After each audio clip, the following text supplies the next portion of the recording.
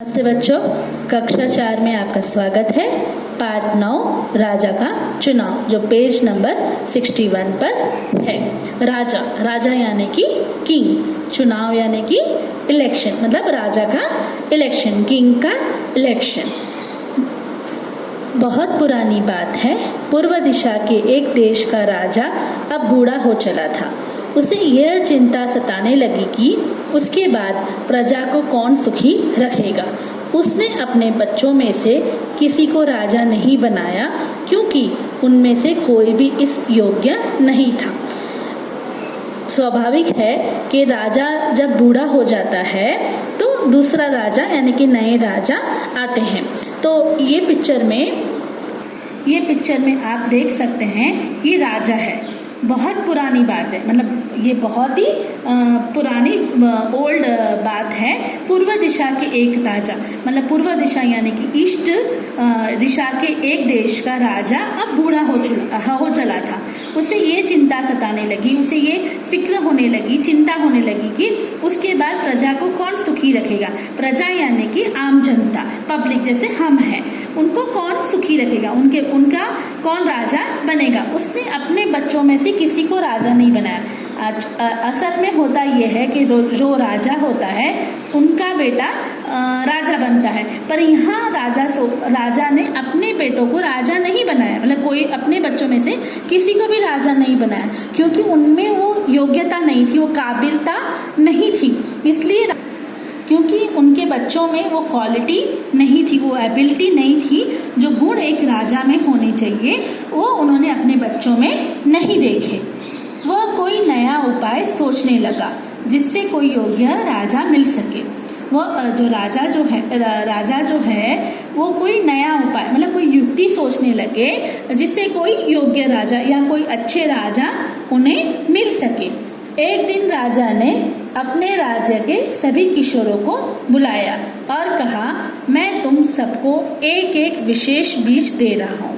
एक दिन राजा क्या करते हैं, अपने राज्य के सभी किशोरों यानी अपने राज्य के जो भी बच्चे थे, उनके राज्य के जो भी लड़के थे, जो भी टीनेजर लड़के थे, उन सबको अपने पैलेस में बुलाया।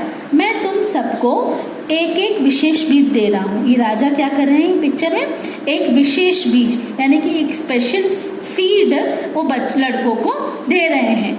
तुम सब घर जाकर एक बर्तन में इस बीज को बो देना। राजा कहते हैं लड़कों से, ये जो मैं तुम्हें स्पेशल सीड दे रहा हूँ, ये सीड को तुम घर जाकर एक बर्तन में इस बीज को बो देना, इसको पानी देते रहना। इस बीज को क्या करना, बो देना, यानी कि उसको मिट्टी में डाल देना और उसे अच्छी तरीके से पानी देते रहना।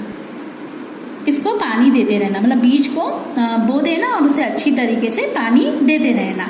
1 वर्ष पूरा हो जाने पर मेरे पास आना। जब 1 साल पूरा हो जाए, 1 ईयर कंप्लीट हो जाए, तो तुम मेरे पास आना। जैसे राजा अपने देश के लड़कों को बुला रहा है, ये लड़के उस देश का भविष्य है, वैसे ही जो आप जैसे छोटे बच्चे हैं, ये आप छोटे बच्चे हमारे देश का भविष्य है। जिसका पौधा सबसे अच्छा होगा उसी को मैं राजा चुन लूंगा। अब राजा कहते हैं, जिसका पौधा सबसे अच्छा होगा उसी को मैं राजा चुन लूंगा, मतलब जिसका प्लांट सबसे अच्छा होगा उसी को राजा बनाएंगे।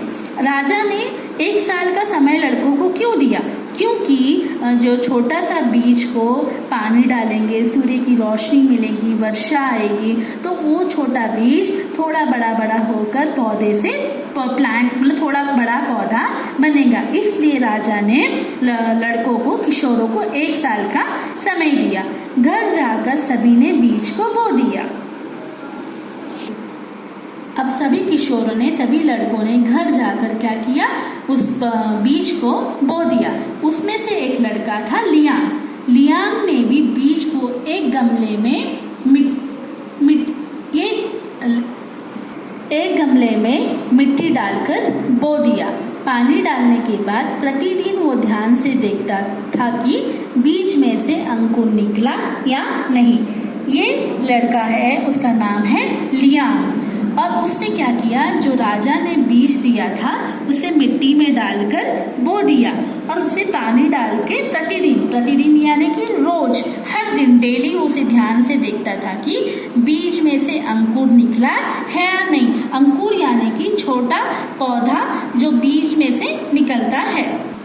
स्टैंड दूसरे किशोर आपस में बात करते थे कि उनके गमले में छोटा सा पेड़ दिखाई देने लगा, किंतु लियांग को अपने गमले में कुछ भी नहीं दिखाई देता था। दूसरे किशोर यानी कि दूसरे लड़के आपस में डिस्कशन करते थे, बात करते थे कि उनके गमले में यानी कि उनके पौधे में छोटा सा पौधा नहीं, उनके गमला यानी कि पॉट में छोटा सा पेड़ दिखाई देने लगा, किंतु पर सबके पॉट में छोटा सा पौधा दिखाई देने लगा, पर लियांग के गमले में कुछ भी नहीं दिखाई देता था। आप देख सकते हैं ये लियांग का गमला है, उसके पौधे में उसके पॉट में कुछ भी नहीं दिखाई देता था और ये दूसरों के पॉट में छोटा सा प्लांट यानी कि छोटा सा पौधा दिखाई देता है।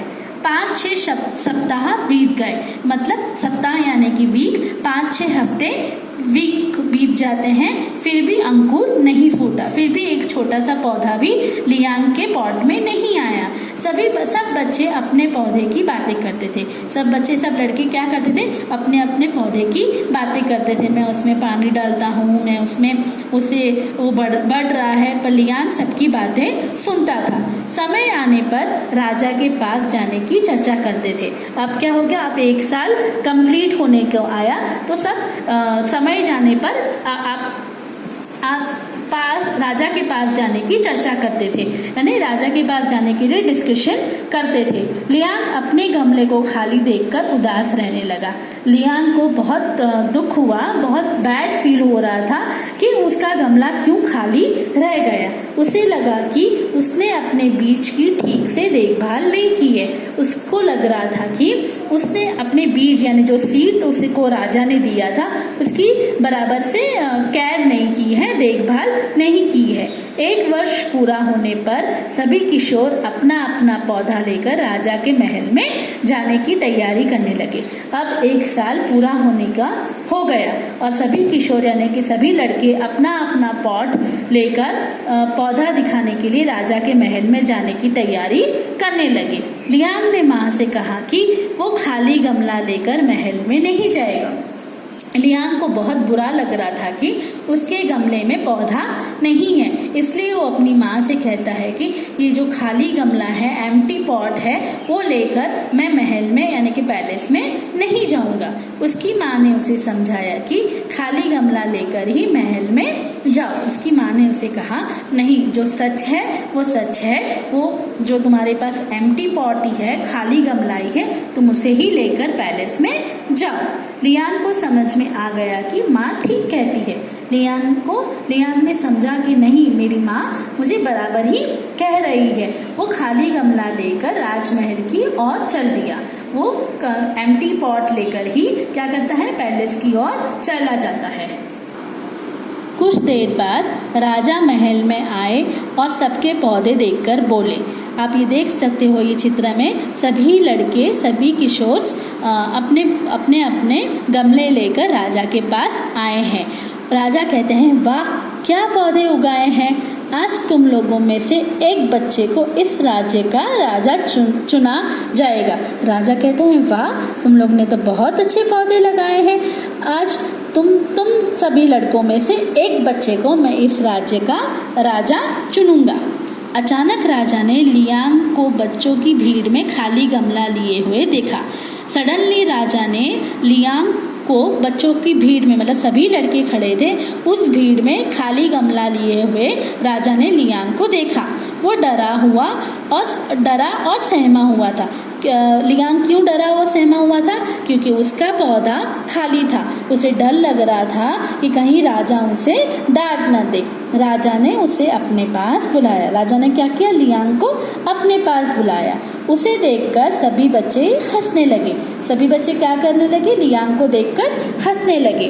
तभी राजा ने सबको शांत रहने का आदेश दिया। आप यहाँ देख सकते हो, ये लियांग राजा के बाजू में खड़ा है और सभी बच्चों को राजा शांत करने का आदेश दे रहे हैं। यहाँ सभी बच्चों को बोल रहे हैं कीप क्वाइट, ऑर्डर कर रहे हैं। और ये घोषणा की कि लियांगी इस राज्य का नया राजा बनेगा और अनाउंस करते हैं कि इस राज्य का राजा कौन बनेगा, लियांग। सभी बच्चे सन्न रह गए। सन्न रहना यानी कि हैरान हो जाना, चौंक जाना, शॉक हो जाना।